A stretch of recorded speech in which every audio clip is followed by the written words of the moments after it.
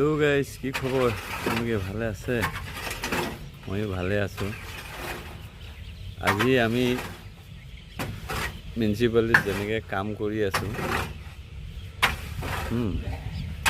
এইটো কাম আপোনালোকে দেখিলে হয়তো বেয়া পাবও পাৰে, মই নাজানো, কিন্তু আমাৰ কাৰণে বহুত ভাল কাম হয়।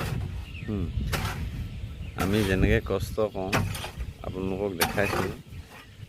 আমাৰ যোনখিনি আমাৰ লগত থাকে কাম কৰা ল'ৰাখিনি মই দেখাইছোঁ কেনেকৈ কষ্ট কৰে, চব কেনেকৈ টেংকি বা মাটি খালী কৰে আৰু কেনেকৈ কোৰ বেলচা মাৰি থাকে মই দেখাইছোঁ আপোনালোকক। চাব দেই, দেখিছেনে? দেখিছে কিমান মাটি খালী কৰিছোঁ।